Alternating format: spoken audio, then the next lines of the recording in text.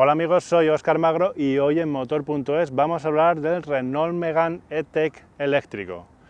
Se llama Megane, pero no tiene nada que ver con el Megane que conocemos de siempre, sino que es el último coche eléctrico que ha lanzado Renault al mercado y trae muchas cosas interesantes que vamos a ver en este vídeo.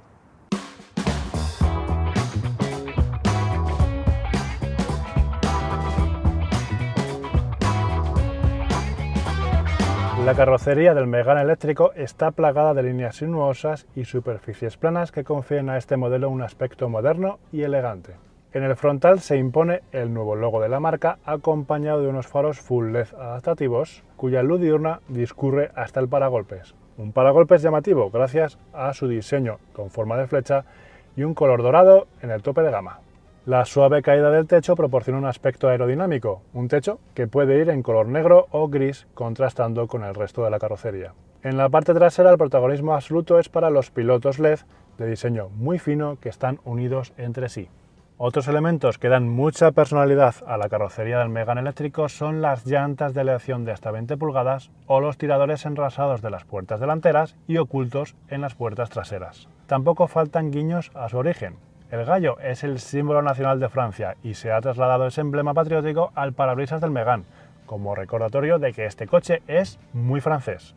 Como os decía al principio, se llama Megane, pero en realidad no tiene nada que ver con el Megane de toda la vida, y eso es porque evidentemente el diseño es distinto, el tren motriz es diferente y también la plataforma es distinta porque este coche con cero emisiones se asienta sobre una plataforma específica para coches eléctricos, pero también porque sus dimensiones son muy distintas al compacto que conocemos, sino que este coche es algo más pequeño, de hecho tiene el tamaño de un Captur, aunque es un poquito más bajito.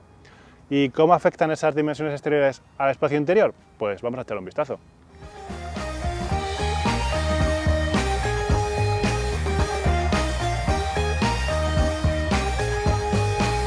El habitáculo del Renault Megane E-Tech eléctrico fusiona el puesto de conducción con la pantalla multimedia, propone una consola central flotante y deja clara su vertiente ecológica recurriendo a tapicerías textiles fabricadas a partir de materiales 100% reciclados y con muchas piezas de salpicadero realizadas con plástico reciclado. El eléctrico francés transmite una buena sensación de calidad en el interior, tanto a la vista como al tacto, a pesar de que recurre a algún que otro trampantojo, vamos a decir. Porque, por ejemplo, en esta versión tenemos una veta que recorre todo el interior simulando madera, pero que en realidad es plástico, o la parte superior del salpicadero también parece de cuero, pero también en realidad es el plástico. Aún así el efecto está muy logrado, queda muy bien. En cuanto a la posición de conducción, la verdad es que es fácil encontrar una postura adecuada, sobre todo porque los asientos son muy confortables y en esta versión tan equipada que estamos probando hoy también tienen regulaciones eléctricas, un montón de regulaciones además, con lo cual el ajuste es magnífico e incluso pueden tener calefacción e incluso una función de masaje, así que no nos podemos quejar. Quizá ya para haberlo completado habría sido ideal que hubieran tenido una ventilación también, pero bueno, no se puede tener todo.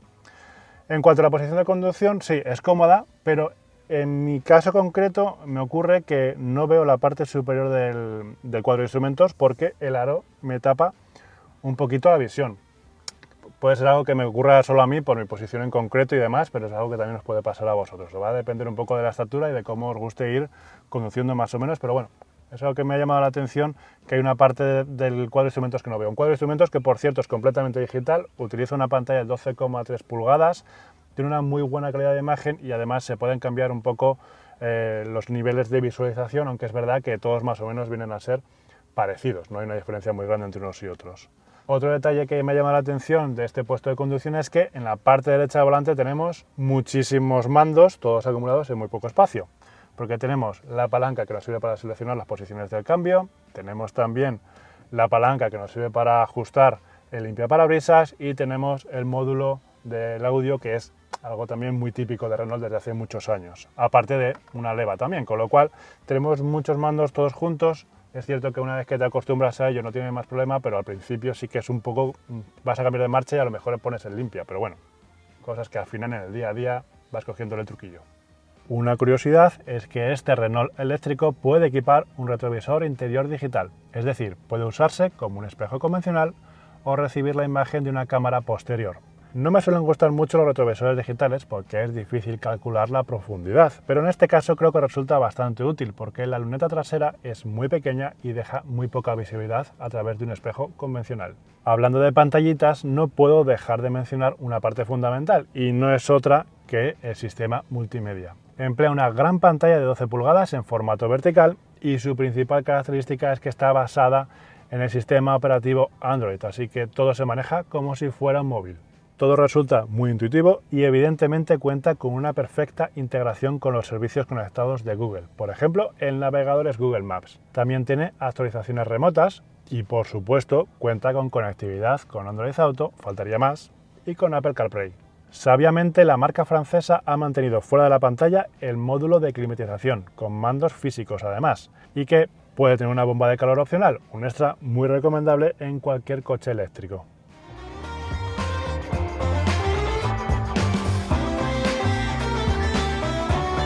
Estoy en la segunda fila de asientos del Megane eléctrico y comentaba antes que por sus dimensiones exteriores parecía un coche bastante compacto, unas dimensiones muy contenidas, y me esperaba encontrar unas plazas traseras también pequeñas, pero lo cierto es que están bastante bien resueltas. Como podéis ver, el espacio para las piernas está bastante bien, yo mido casi 1,90 m y aún así quepo sin problemas, y eso que este asiento está colocado para mi posición de conducción. Y el truco que he utilizado aquí Renault es que tenemos el suelo bastante alto, porque debajo está el paquete de baterías, y lo que han dejado es la banqueta muy baja para que así las piernas vayan más flexionadas y por lo tanto necesiten menos espacio longitudinal. El pequeño inconveniente que tiene hacerlo así es que, claro, como no apoyan los muslos completamente en la banqueta, seguramente en viaje largo sea un poquito más cansado hacer trayectos, pero en líneas generales es una solución que está bastante bien. De todas maneras, podemos pensar que igual lo lógico habría sido poner la banqueta un poquito más alta para ir a una posición más erguida, más natural. Pero entonces, ¿cuál habría sido el problema? Que si lo pones más alto hay menos espacio para la cabeza. Y la cota de altura no está mal, caben pasajeros hasta 1,80 m más o menos. Yo, como supero esa altura, ya veis que voy rozando. Pero así por lo menos hay bastante sitio. Si ponen la banqueta más alta se habrían quedado sin mucho espacio. Así que bueno, lo he dicho, un buen truco al final que sirve para dar solución a un coche de 4,2 metros de largo. En cuanto a anchura, aquí sí que no ha habido milagro porque la plaza central es mucho más incómoda que las otras dos. El espacio es muy pequeñito, estamos hablando de un coche que es más estrecho, un poquito más estrecho que un Captur o que un Clio, con lo cual aquí para dos está bien, para tres no. Es una pena porque no hay un túnel de transmisión, lógicamente, porque es un coche eléctrico, el suelo es completamente plano, hay sitio para las piernas, pero realmente no hay sitio físico para que tres adultos vayan con comodidad aquí detrás. Definitivamente la fila trasera es mejor para dos. Irán bastante cómodos, contando con dos bolsillos tras los respaldos delanteros, salidas de ventilación propias, un par de tomas USB, huecos en las puertas que están tapizados, algo que es un buen detalle, y lo único que no hay es un reposabrazos abatible, algo que podemos encontrar en otros modelos. El maletero del eléctrico francés es notablemente grande, pero ¿cuánto de grande? Bueno, aquí hay que hacer una pequeña puntualización. El dato que da Renault es de 440 litros, pero eso es siguiendo sus propias mediciones. En Motor.es siempre damos los datos según el estándar VDA, que es una medición estandarizada que sirve para comparar con otros fabricantes. Y siguiendo esa norma, el maletero tiene 389 litros de volumen, que está bastante bien para un coche de este tamaño. Digo todo esto para que quede claro el tema de las cifras. Como no es un coche muy largo, la marca francesa ha ganado el espacio en altura y eso hace que desde la base del piso hasta el borde de carga haya mucha distancia. Esto quiere decir que si tenemos que sacar desde el interior un objeto muy pesado, tendremos que hacer un esfuerzo mayor para superar ese borde. Debajo de la base se ubica un compartimento con 22 litros de capacidad que resulta útil para guardar los cables de carga o los triángulos de emergencia. Obviamente podemos ampliar la capacidad de carga abatiendo el respaldo de los asientos posteriores y en ese caso el volumen máximo conseguido es de 1.245 litros, aunque queda un gran escalón. En muchos coches eléctricos, además del espacio de carga trasero, el de toda la vida, también hay un maletero delantero. No es el caso de este Megane, que debajo del capó esconde solamente los componentes electrónicos y por supuesto también el motor eléctrico, del cual tenemos dos opciones a elegir dependiendo de la versión. Tenemos una versión con 130 caballos y otra con 220 caballos. En cuanto a las baterías, están situadas en la parte inferior del vehículo. Siempre son baterías de iones de litio fabricadas por LG y con refrigeración líquida, pero también tenemos dos opciones a escoger dependiendo de la versión que elijamos de este coche, una con 40 kWh de capacidad neta y otra con 60 kWh, que obviamente nos va a dar una mayor autonomía. En la aleta delantera derecha está la tapa de recarga de la batería. Hay 4 opciones diferentes de cargadores de a bordo. La verdad es que aquí Renault ha complicado bastante las cosas. Hay una opción básica en la que solamente se tiene carga en corriente alterna de 7 kilovatios. Así que una carga completa llevaría más de 6 horas en el mejor de los casos. Con este cargador, olvídate de viajar. La opción más ventajosa propone un cargador en corriente alterna de 22 kilovatios y en corriente continua de 130 kilovatios. De esta manera, a máxima velocidad, haría falta 1 hora para hacer una recarga completa de la batería de 40 kWh y 1 hora y cuarto más o menos para hacer una recarga completa de la batería de 60 kWh.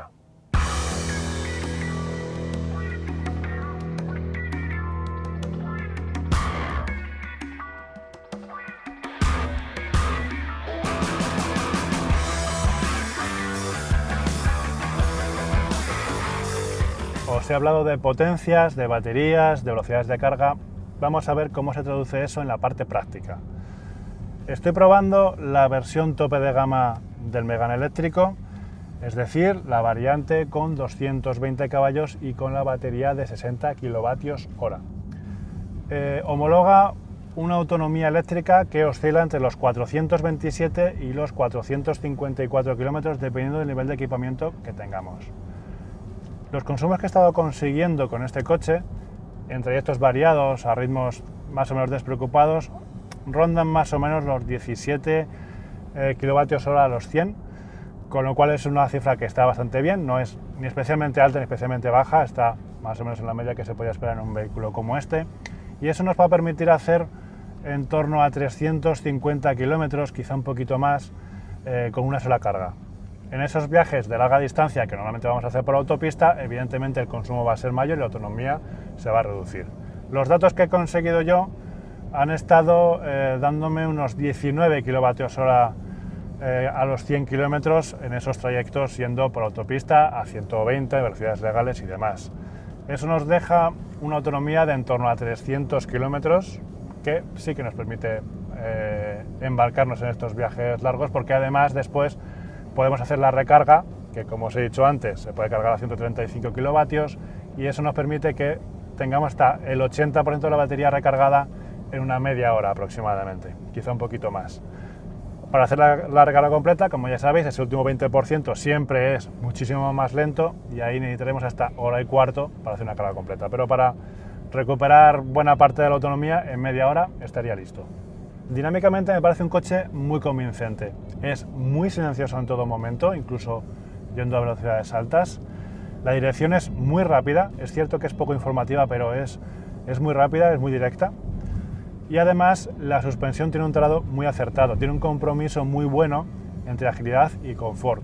No balancea demasiado en curva, pero no es un coche incómodo y eso que llevamos llantas de 20 pulgadas en esta versión, así que la verdad es que está muy bien. En cuanto a prestaciones, no nos podemos quejar, con 220 caballos anda muy bien, tenemos potencia más que de sobra para cualquier situación, para adelantamientos, para cuestas, para ir cargados, no hay ningún problema en ese sentido, así que es un coche muy equilibrado en general.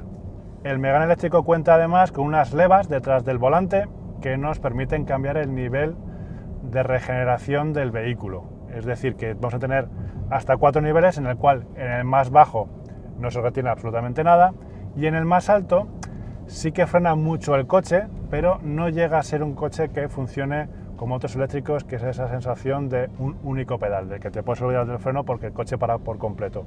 Aquí no, te retiene muchísimo, pero el coche no se llega a parar del todo, así que te puedes olvidar del pedal del freno la mayor parte del tiempo, pero no completamente.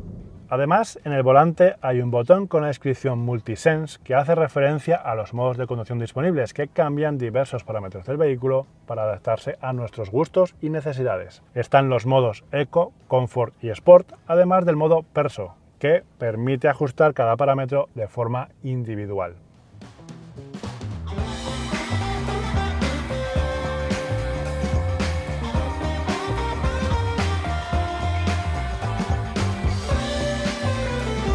El nuevo Renault Megane E-Tech eléctrico me ha sorprendido para bien porque es un coche muy equilibrado. Quizá su mayor hándicap sea el precio.